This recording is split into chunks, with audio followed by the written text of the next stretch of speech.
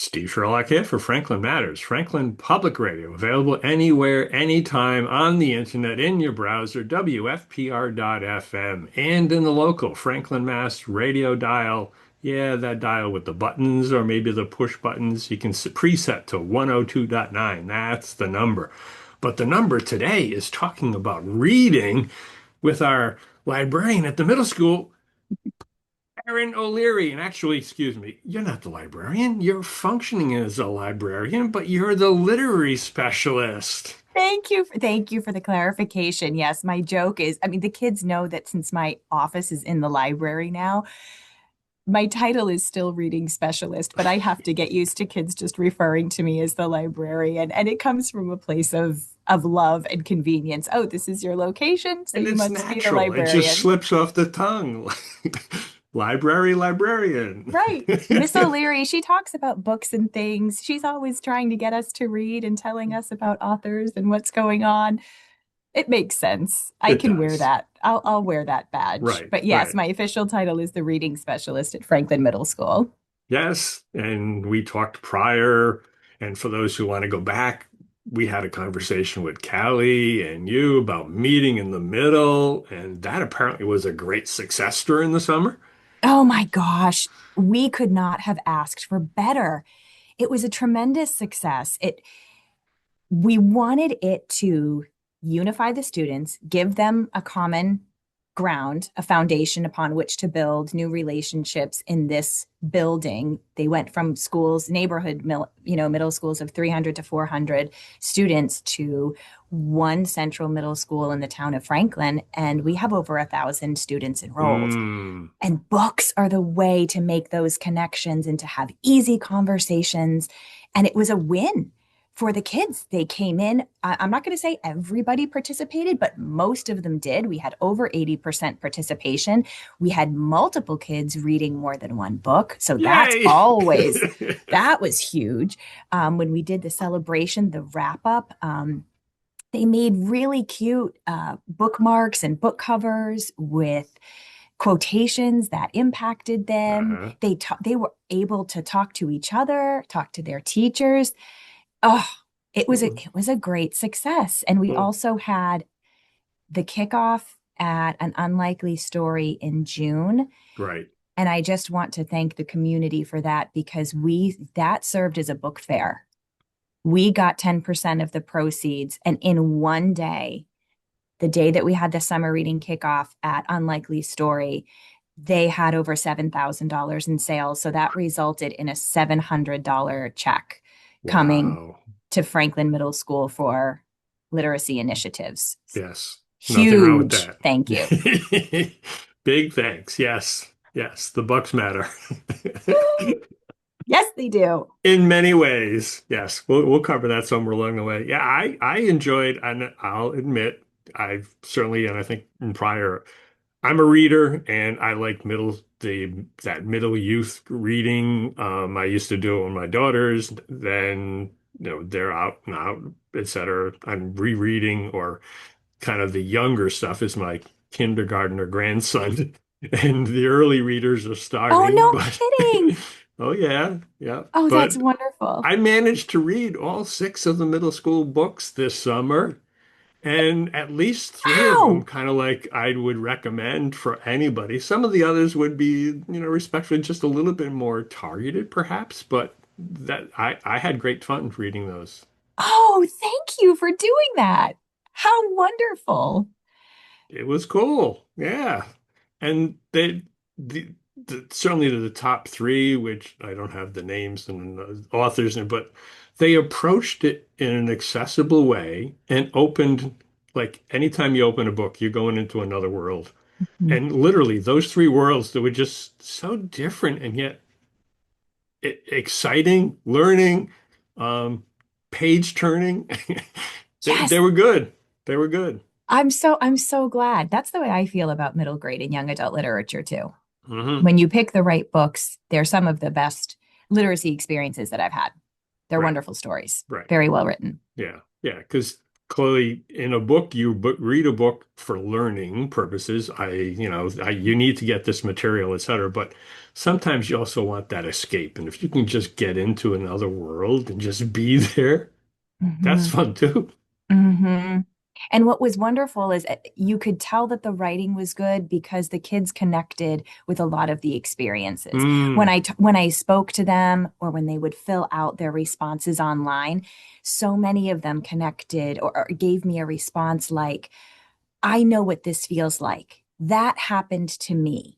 This is going on in my family. yeah. So, without using the word reflection, Hmm. they were really able to connect with those stories and perhaps feel not so alone. Right. Right.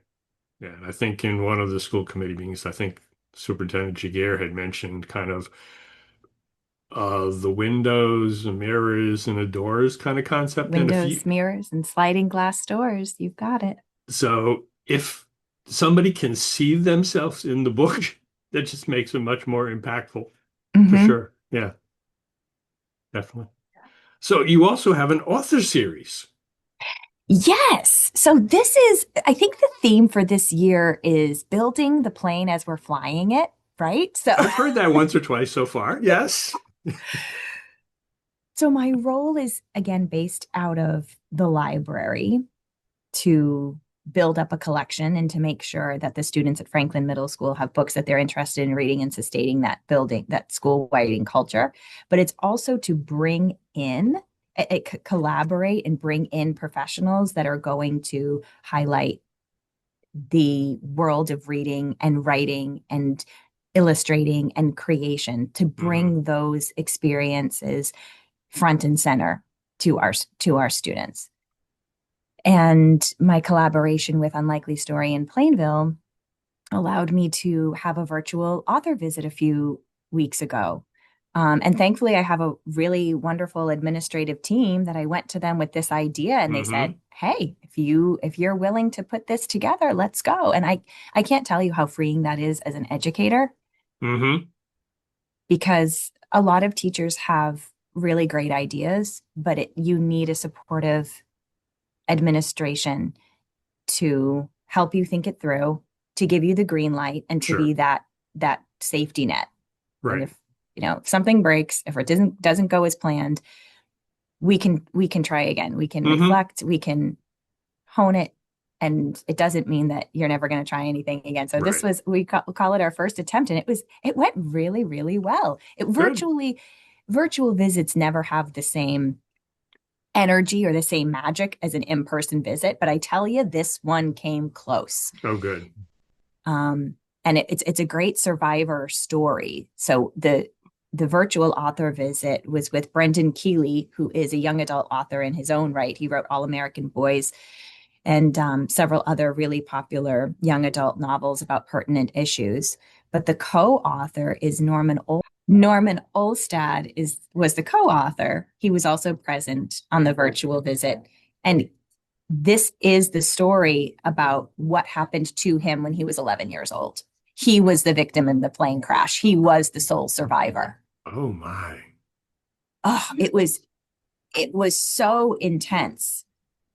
And they started off the visit with a clip of the national news and Walter Cronkite, who covered the plane crash. Ouch. Yeah. And you could see this 11-year-old boy in a wheelchair who is not unlike the 11-year-olds that are Sure. in front of us. Yep. And he was talking about what he saw and what he experienced and how he made his way down the mountain to safety in a crash that killed his pilot and the father. Wow. And there was one other passenger on board who survived the crash, but ended up passing away pretty soon after that. So this Hmm. 11-year-old was on his own. And I mean, what a story. Yeah. And especially with travel these days, more and more folks, not everybody, but more and more are flying. So that's one of those fears that we need to address. I mean, the Mm-hmm. reality is the odds are it won't happen, but the reality is it may happen to somebody. So, Yeah. So I'm hoping that we will be able to have more opportunities like this. What I love is that it was a self-selected extra. You Hmm. know, we have this time in our schedule called the compass block where it's technically non-academic. The kids have academic responsibilities during that time. They have math practice to do. They're given time, 20 minutes to read silently, and then they're given like an organizational chunk so that they can work on group projects. They can clean out their lockers, Hmm. get started on homework, that sort of thing. So the timing worked that I was able to invite kids and pull them during that block and just say, hey, if you're interested, if this is something that you want to see if Hmm. you might like, this is a topic of interest, sign up. So that was great. We had about 38 kids. Wow. Yeah, That's I was cool. thrilled. Yeah. Yeah. So hopefully it's the first. Again, you know, we have these never short on ideas, but sometimes the Well, ability to make it happen, whether in the budget or in the schedule, that's where the challenge hmm comes in. yeah. Well, and that also allows us, I think, to explore on certainly your role in literacy. It crosses multiple topics, multiple arenas of education. So you can go from math to social studies to whatever, because it's all around reading and writing and literacy, et cetera. And respectfully, there are structures of specifically within between MCAS and the guidelines and the curriculum, you have some, roadways, guardrails to stay within. But literacy, I think, allows that leeway so you can do some different things to cross amongst the different disciplines, to make the connections that become more impactful and more, learn worthy, so to speak. Right. Right. And sometimes with the kids that we're seeing now, they don't necessarily think of reading as an opportunity to get information. Mm, They're very visual. They have computers in their pockets, and that's their source of information. So if they want to find out about something, if they want to see a time or place, they can take out their hmm phone and they can Google it. Now, whether or not that's accurate That's is another another story. story, but making reading relevant, making reading efficient hmm for them, Yep. I really see that as part of my role. We have to make it relevant and we have to highlight the benefits, what sets you apart. If you are a reader and a writer, you have set yourself apart. Anybody can look up facts. hmm Anybody can Google something. But like you said about reading the books that were assigned this summer, if you're immersed in that world, if you are with somebody and walking beside them or in their subconscious, hmm walking through an experience, that changes your mind and your heart in a different way than a 30-second video. hmm Yeah, and I think that's, I'll call it systemic. It's one of the things that affects all of us in society these days. People want things instantaneously, whether it's Amazon tomorrow, if not Amazon this afternoon, DoorDash for lunch or whatever. It's instant satisfaction. And yet, especially I see the parallels in terms of what I'm trying to do because the news is not just the headlines. You've got to go behind that headline. You've got to get inside the story. At least what I try to do is, at least at a minimum, give that context for the content.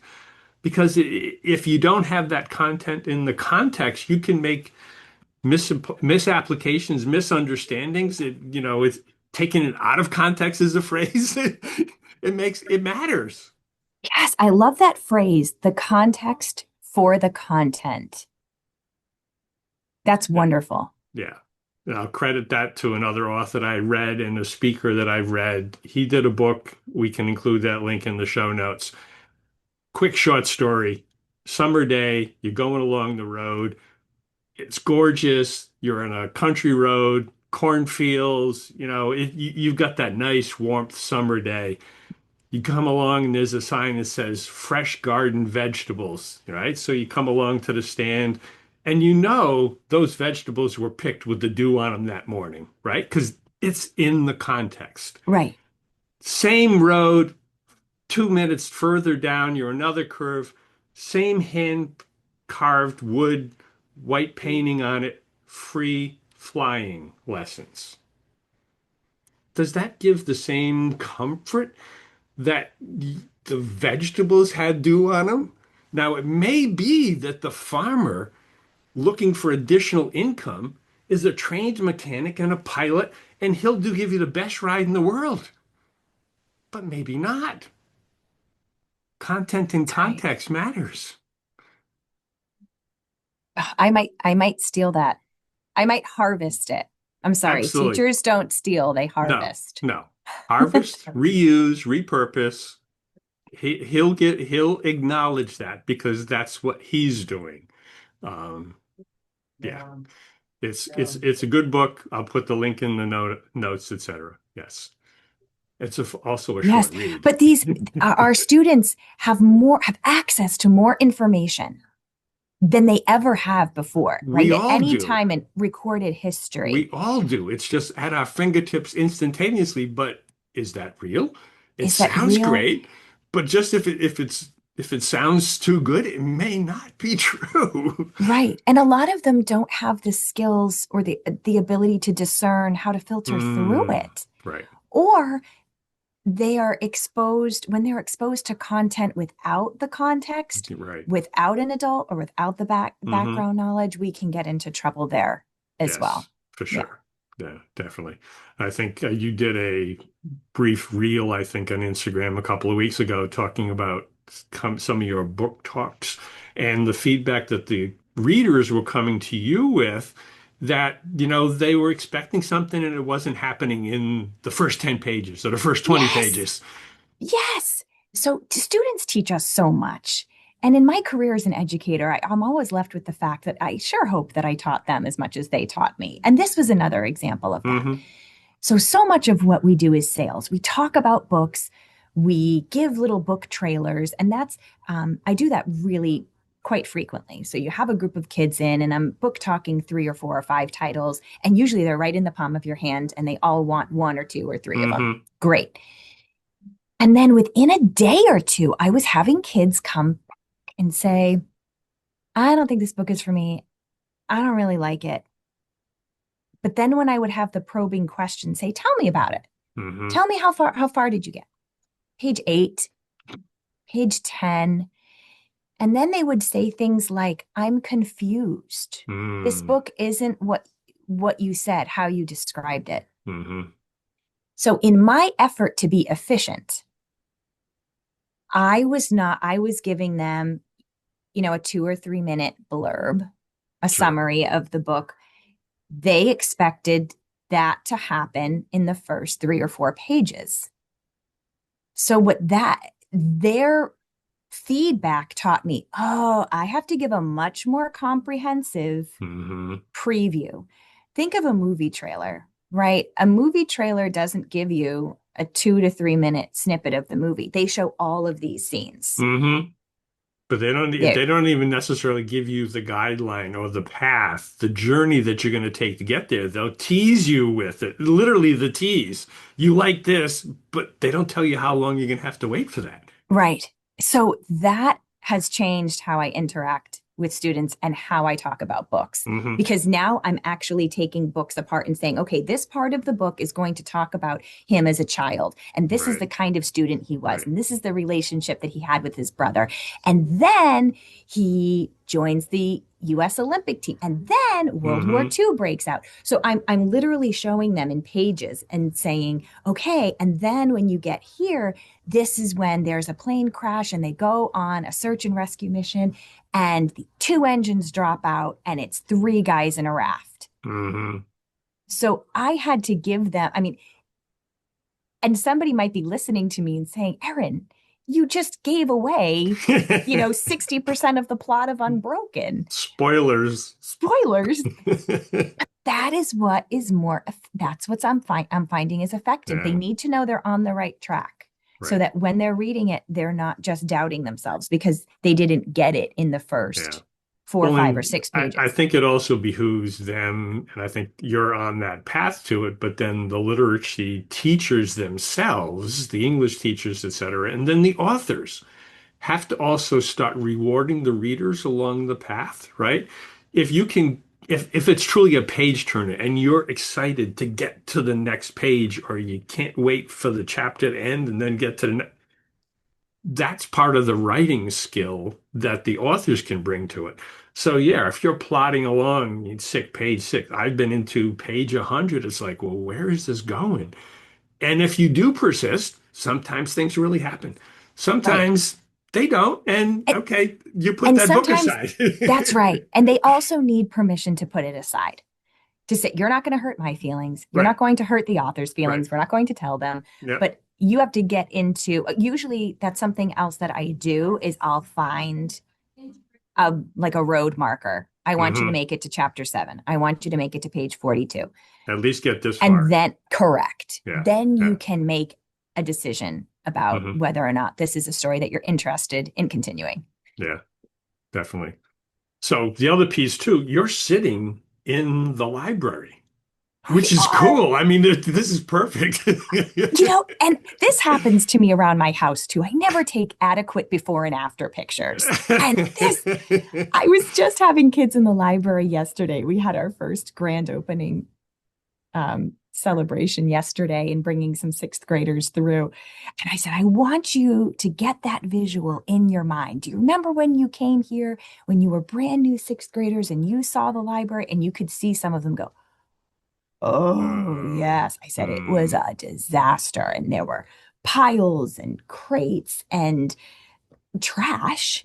Really. I mean, this we have a gorgeous space. You should come and see it. I'm ready to show it off. We're not completely We'll done have to yet, make a but we're visit there. ready. I've been to the library, but that was in the before times. Now this is a new world, so I'll have to go again. Right. There has again, I'm going to use that term librarian. I'll play one on TV. We have not had a librarian or somebody charged with this middle school library space Hmm. in over a decade. Right. So there was a lot that needed to be done in terms of the collection, first and foremost, the collection. Well, Um, literally the collection, just on that point, because you effectively oh, had three libraries coming to one, right? So yes, then there's some duplication potential. You kind of have to weed through that. I'm sure you've identified some gaps that you now need to fill yes, someday with all some of that. money. Yes, sir. Yes. But yes, just culling the collection, which any skilled librarian will tell you is something they do on a very regular basis. They either have yearly cycles or every 3 year cycles where they do a pretty significant weeding Hmm. because you need to bring the interesting, the engaging, the Hmm. beautiful, the contemporary, the high interest books to the forefront. Sure. It's like that produce stand. You're not Hmm. going to have the bruised and lumpy produce right No. out front, right? You want the shiny, gorgeous ones that You people put say, oh, that in yes, I'm this, you stopping put there. that in the special sale bin. That's right. So just to, I mean, to have to put my hands on, I don't even know, but it had to have been over 20,000 books that passed through my hands in Wow. the last 10 weeks.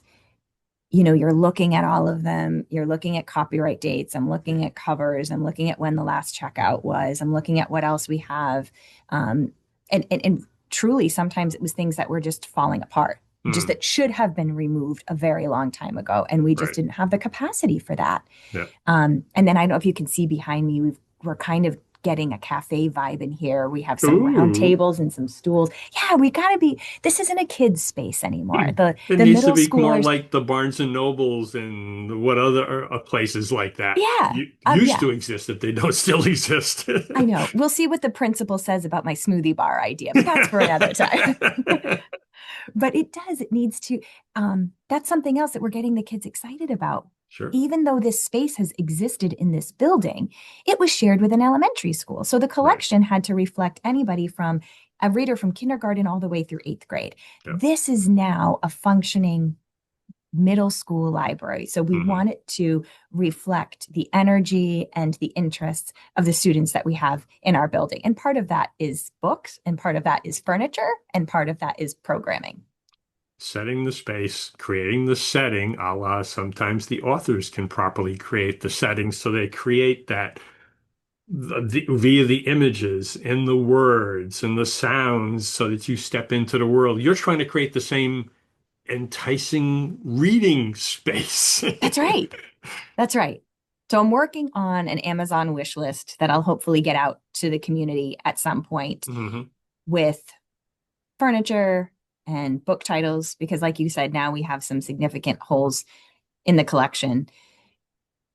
And we'll see what we're going to see what we can make of this. Hmm. There's a voice in the back of my head that says, Erin, this needs to outlast you.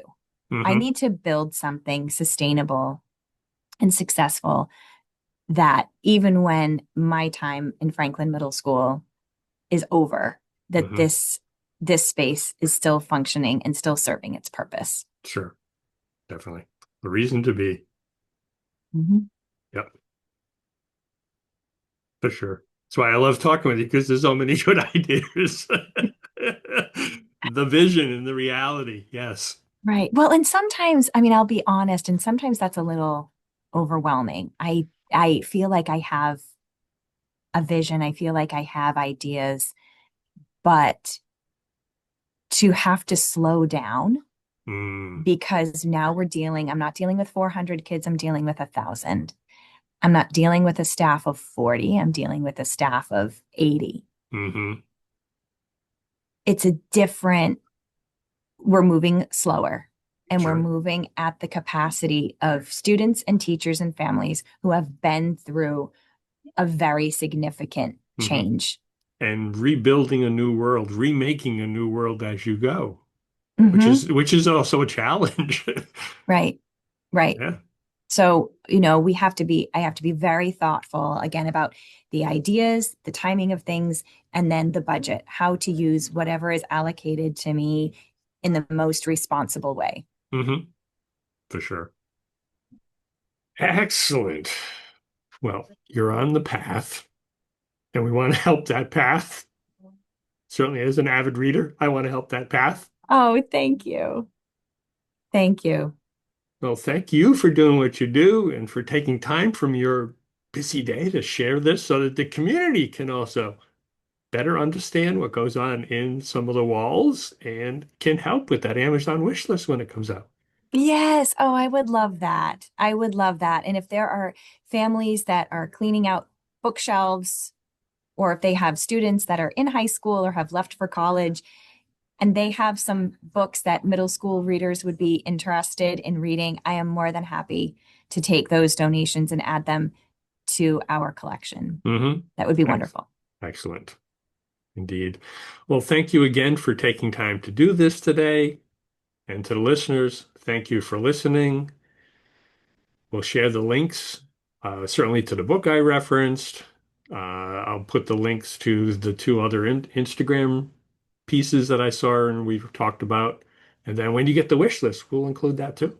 Oh, thank If you. not have another podcast It's so wonderful to speak with you. Thank you for joining me and taking a look at the space. And I look forward to welcoming you here in person. Come in over soon. person. Yes, we'll bring the studio crew so we can do a full video walkthrough. Yes, Oh, great. Oh, that would that'll be be fun. cool.